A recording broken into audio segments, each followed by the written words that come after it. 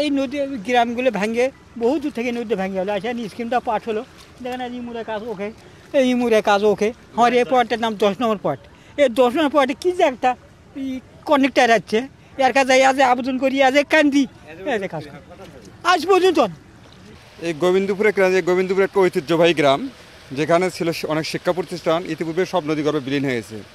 তো মাননীয় প্রধানমন্ত্রীর সহায়তায় এবং তার সহায়তা প্রকল্পে অনেক আগে 2021 সালে 8.5 কোটি টাকার এখানে বরাদ্দ হয়।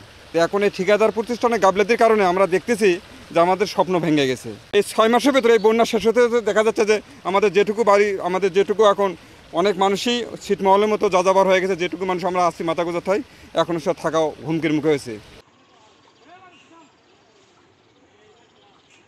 আমাদের সামনে আরও গ্রাম ছিল, সেই গ্রামগুলোর এই নদী রক্ষা করতে পারে নাই, প্রায় কত প্রতিষ্ঠান আমাদের ভেসে গেছে। মানে পুরো গ্রাম তো আপনার শেষই, যেটুকু আছে বাকি এটুকু মানে একদম ভেঙে মানে ছিন্ন বিচ্ছিন্ন হয়ে যাবে। যমুনা নদীর ভাঙ্গন হতে গাইবান্ধা জেলার ফুলছড়ি এবং সারঘাটা জেলার বিভিন্ন স্থান রক্ষার্থে পানি সম্পদ মন্ত্রণালয়ের আওতায় বাংলাদেশ পানি উন্নয়ন বোর্ডের একটি প্রকল্পের কাজ চলমান আছে।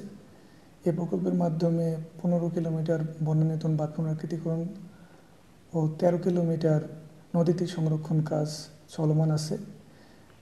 সম্প্রতি বন্যা নির্মাণের যে স্থানসমূহ এগুলো পানিতে নিমজ্জিত থাকায় এখন ব্লক তৈরির কাজগুলো সাময়িকভাবে বন্ধ আছে। বন্যার পানি নেমে যাওয়ার সাথে সাথেই আমরা এই কাজগুলোর জিও ব্যাগ ডাম্পিং এবং ব্লক তৈরির কাজগুলো দ্রুত শুরু করব।